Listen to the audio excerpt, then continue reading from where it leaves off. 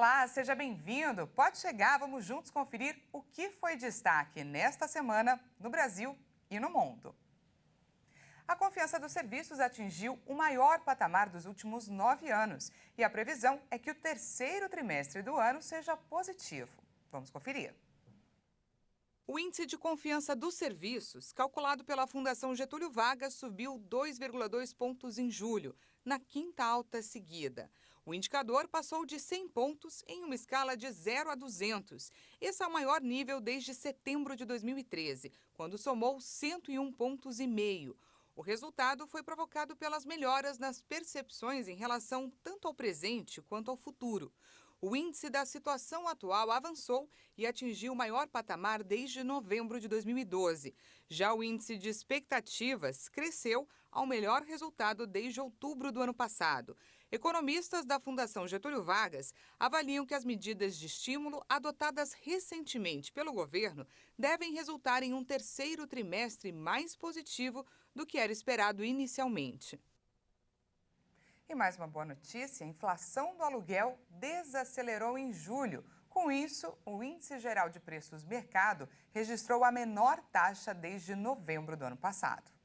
O IGPM, conhecido como inflação do aluguel, por servir de parâmetro para o reajuste de diversos contratos, como os de locação de imóveis, perdeu força em julho. Segundo a Fundação Getúlio Vargas, no mês, ficou em 0,21% após ter registrado alta de 0,59% em junho. Essa é a menor taxa em 8 meses. Com o resultado, o índice passou a acumular alta de 8,39% no ano e de 10,08% em 12 meses.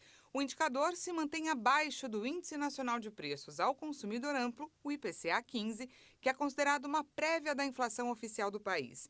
Em comparação com julho do ano passado, o índice havia subido 0,78% e acumulava alta de 33,83% em 12 meses.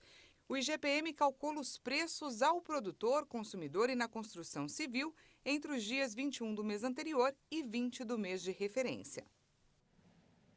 Uma pesquisa recente apontou que 1 a cada 4 cidades brasileiras não possuem coleta seletiva. Dados da Associação Brasileira de Empresas de Limpeza Pública e Resíduos Especiais mostraram que, ao todo, 1.425 cidades do país não possuem o serviço de coleta seletiva. De acordo com os especialistas, esse número deve ser ainda maior, já que em mais de 74% dos municípios brasileiros que possuem o serviço, não atende todas as regiões. Outro levantamento da associação mostrou que apenas 4% dos resíduos produzidos no país passam pelo processo de reciclagem. Em termos de comparação, o número é 4 vezes maior em outros países da América Latina, como o Chile e a Argentina. Na Alemanha, por exemplo, o total de resíduos reciclados chega a 67%. O Brasil possui mais de 2.600 lixões a céu aberto. De acordo com a associação, isso prejudica não apenas o meio ambiente, mas também impacta na economia do país, já que o descarte indevido desses materiais gera uma perda de mais de 14 bilhões de reais por ano. Agora a gente traz um dado preocupante. Um levantamento feito pela Fundação Abrinq mostrou que mais de 700 mil crianças com menos de 5 anos sofrem com algum problema de desnutrição no Brasil. Os dados mostraram que mais de 500 mil crianças sofrem com desnutrição crônica e quase 200 mil com desnutrição grave. Muitas delas estão com peso e altura abaixo do ideal. As informações são da Fundação Abrinq, que trabalha pelos direitos da criança e do adolescente. Só no estado de São Paulo, mais de 19 mil crianças sofrem de forma grave. 3 mil delas estão na capital. Em um centro de recuperação e educação nutricional do estado, o índice de crianças desnutridas passou de 20% em 2018 para 45% em 2022. A pesquisa também mostrou que houve um aumento de crianças que têm renda familiar de até 1/4 de salário mínimo. Nos últimos 5 anos, o número de crianças nessa situação cresceu em mais de 2 milhões. No total, já são mais de 10 milhões de crianças e adolescentes menores de 14 anos que sobrevivem com menos de R$ 300 por mês para gastar com alimentação, medicamentos e itens de necessidade básica. Se você contraiu a Covid-19 e imagina que após se curar da doença, a melhor escolha seja iniciar ou retomar as atividades físicas, é melhor tomar cuidado. Os médicos alertam para a importância de um acompanhamento, já que a pessoa pode ter desenvolvido algum tipo de sequela da doença. Antes de retornar à academia, à corrida ou até os exercícios com menor impacto, os médicos especialistas sugerem que os praticantes de atividades físicas e esportivas que tiveram a Covid-19 passem por uma avaliação cardiológica. Segundo eles, a regra independe da performance ou do nível da atividade. O motivo para o cuidado pós-doença é que o coronavírus pode ter gerado sequelas cardiovasculares, como, por exemplo, a miocardite, que é uma inflamação no coração. Além dela, muitos pacientes apresentaram arritmia após a contaminação pela doença. Outra possibilidade é um AVC. Isso porque, após a infecção, o coração pode não bater da maneira ideal, ocasionando a formação de coágulos que podem ir para outras partes do corpo. Sendo assim, os médicos indicam que antes de voltar às atividades físicas, é necessário uma bateria de exames para entender a forma como o corpo está. É importante verificar se há algum sinal de insuficiência cardíaca, como inchaço dos membros inferiores, cansaço e falta de ar ao fazer pequenos ou médios esforços. E mesmo com a saúde do coração em dia, a principal indicação para o retorno das atividades é que ela seja feita de forma progressiva e com cargas mais leves, respeitando as limitações do seu corpo e pensando no cuidado da saúde.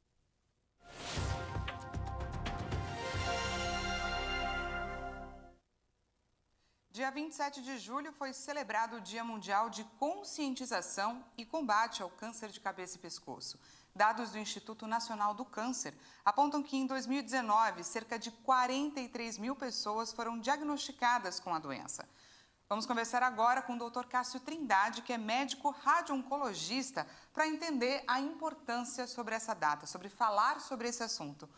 Muito bom dia, doutor, seja muito bem-vindo. Bom dia, muito obrigado pela participação, gente. Já vou direto para a primeira pergunta. Quando falamos de câncer de cabeça e pescoço, quais exatamente são esses cânceres? Os tumores de cabeça e pescoço, na verdade, eles envolvem uma série de regiões localizadas aí na região de cabeça e pescoço.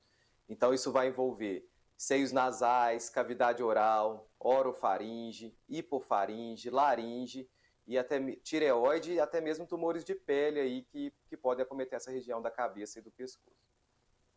Quais são os fatores de risco? Alguma idade oferece incidência maior? Olha, sem dúvida alguma, um dos principais fatores de risco para os tumores de cabeça e pescoço é o uso indiscriminado, o uso exacerbado de bebidas alcoólicas e o tabagismo. Essa seria a principal causa de risco. Em segundo lugar, e que vem ganhando cada vez mais espaço, principalmente entre uma população mais jovem, seriam infecções relacionadas ao vírus HPV, que podem, em longo prazo, acarretar no surgimento de tumores, principalmente da região da orofaringe. E uma terceira causa também seria a exposição ao sol, né, a radiação ultravioleta, que é o principal causador dos tumores de pele nessa região. E agora falando sobre sintomas, né? Caroço no pescoço, rouquidão por mais de 3 semanas, dor ou dificuldade para engolir, uma ferida na boca, no lábio ou na língua que não cicatriza. Qual o protocolo que deve ser adotado por alguém que detectar algum desses sintomas? No surgimento de qualquer um desses sintomas que você bem colocou aí, o ideal é que seja procurado atendimento médico ou especializado o mais rápido possível.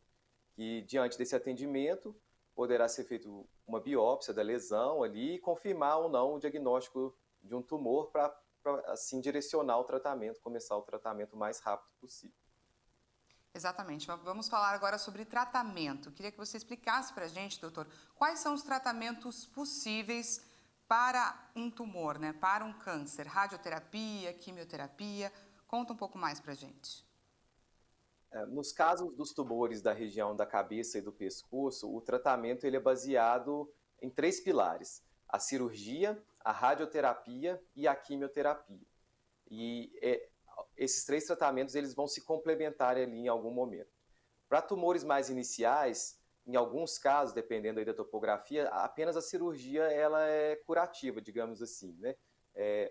Mas em alguns casos de doença mais avançada, dependendo do que for observado ali após a cirurgia, pode ser que seja indicado ou radioterapia ou radio e quimioterapia após a ressecção cirúrgica, né? Num cenário aí que a gente diz adjuvante. E para tumores mais avançados, onde não é possível mais a ressecção cirúrgica ou esse tratamento vai causar grande morbidade, grande impacto na qualidade de vida do paciente, se opta por fazer a quimioterapia com a radioterapia, em modo concomitante, né?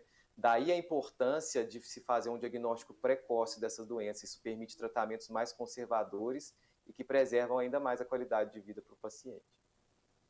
Pois é, doutor. Muitas pessoas, quando recebem um diagnóstico de câncer, recebem praticamente uma sentença de morte, né? Eu queria que o senhor desmistificasse isso, que o senhor falasse sobre a importância de fazer exames preventivos, de descobrir e diagnosticar um câncer logo no início.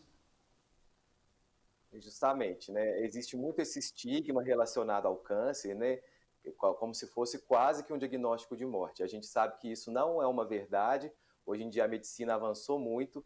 Todos esses tratamentos que eu citei anteriormente, eles são disponíveis pela rede pública de saúde e o diagnóstico precoce, ele permite grandes taxas de cura. A gente sabe que tumores diagnosticados em fases bem iniciais têm chances de cura de até 90%, né? Daí a importância de campanhas como o Julho Verde. Inclusive, esse nome, Julho Verde, é o verde de esperança, né? A gente sabe que câncer não significa, não é a mesma coisa que morte. A gente sabe que em fases precoces, com atendimento adequado, existem boas possibilidades de cura e isso aí não é um veredito aí para a vida do paciente. Pois é, a gente conversou agora com o Dr. Cássio Trindade, que é médico radio-oncologista, explicou para a gente a importância sobre o Julho Verde. Muito obrigada, doutor, pela sua participação. Por nada, eu que agradeço. Até mais. A gente vai para um rápido intervalo e na volta você confere. Nova versão da exposição Van Gogh está no Rio de Janeiro. Obras do artista são projetadas com resolução nunca vista. Nós voltamos já.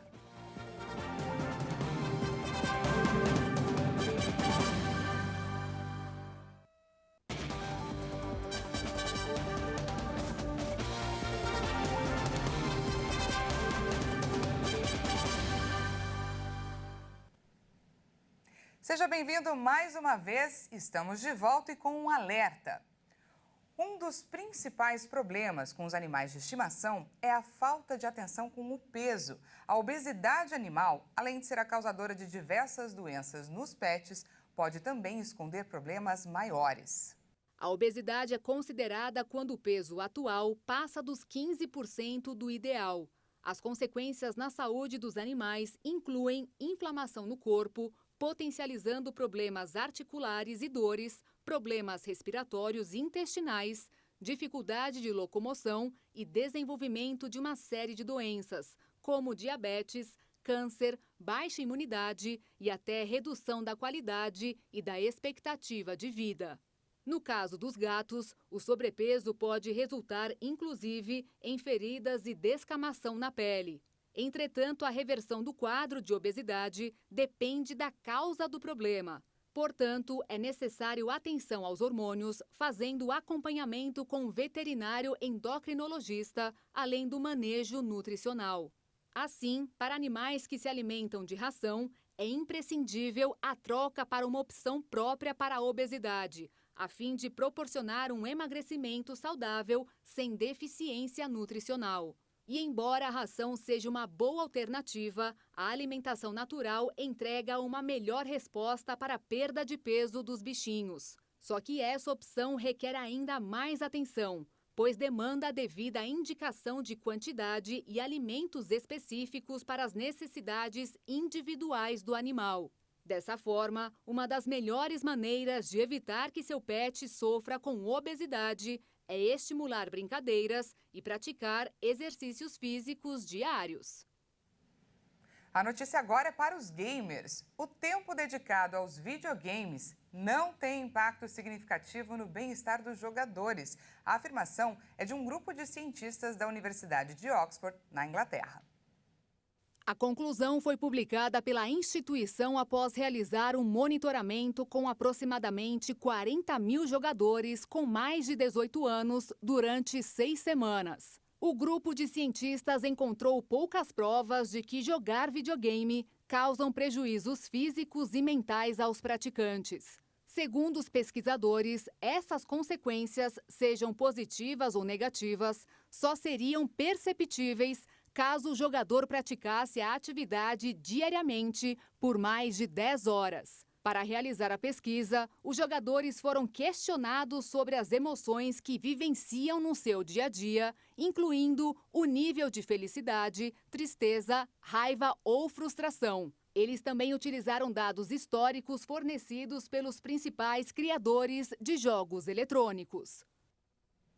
Um molusco que mede mais de 20 centímetros é motivo de preocupação na Flórida. O estado americano luta para erradicar o caramujo gigante africano, um perigo para a saúde humana e uma praga agrícola. O molusco, que é perigoso para os humanos, obrigou as autoridades de Newport Richey a lançar uma operação para erradicá-lo. O caramujo é uma praga agrícola que se alimenta de mais de 500 tipos de plantas, por isso estamos preocupados sobre a presença dele.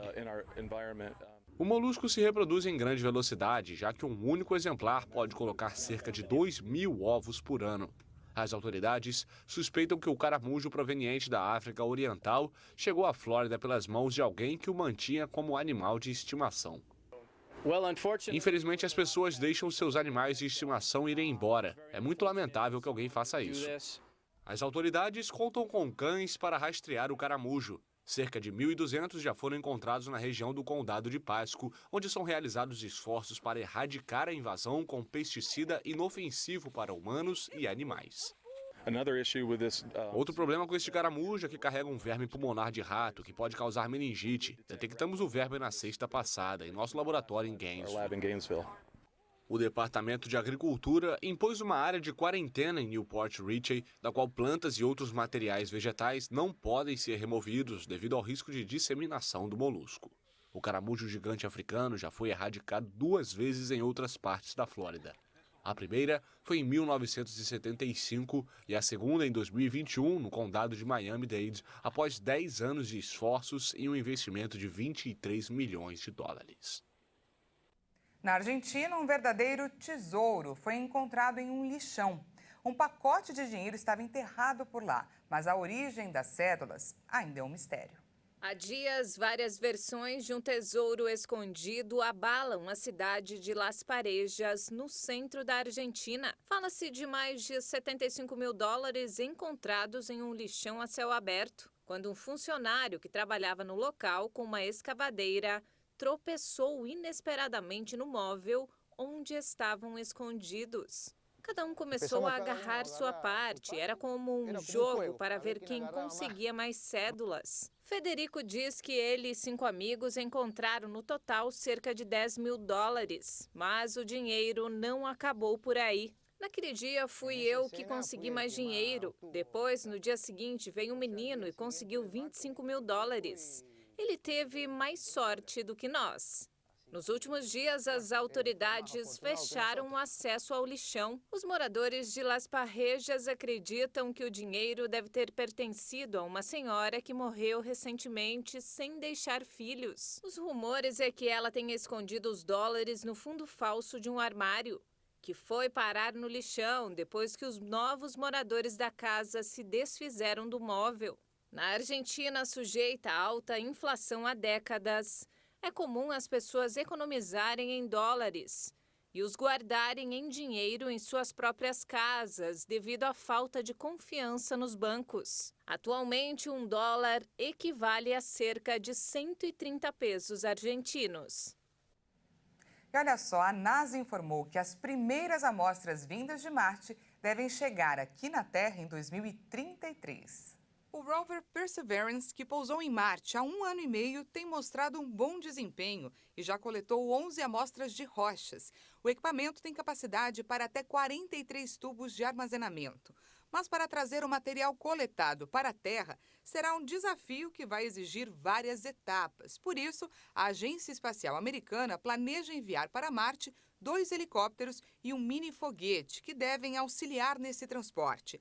As amostras serão recuperadas do Perseverance usando um braço robótico construído pela Agência Espacial Europeia e integrado a um módulo de pouso.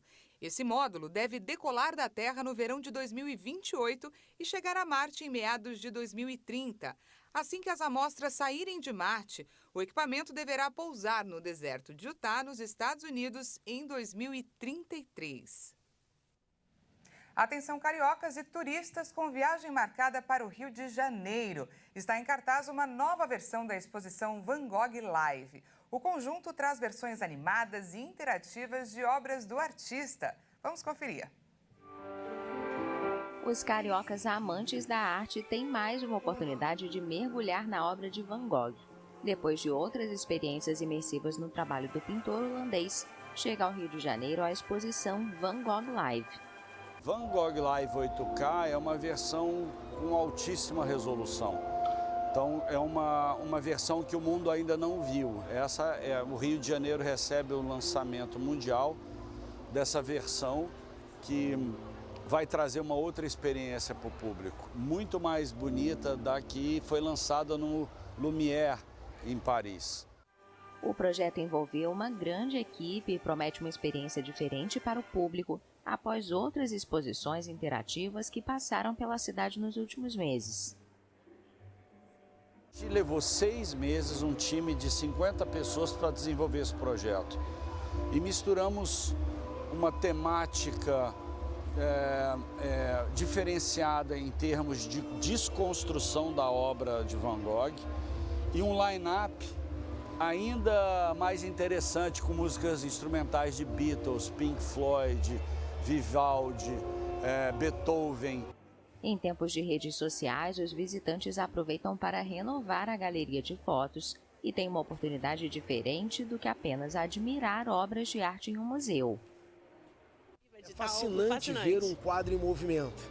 Acho que essa é a parte mais incrível, porque primeiro que nós estamos numa era mais dessa interatividade, né? Então o vídeo fala muito e você transformar justamente essa foto em vídeo é fantástico.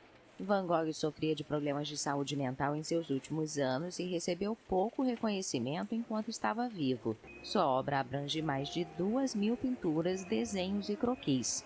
Uma de suas obras foi leiloada em 2021 por mais de 35 milhões de dólares, um recorde para o artista. Uma ótima opção de passeio para o final de semana. Essa edição fica por aqui. Muito obrigada pela sua companhia. Ótimo sábado para você e até mais.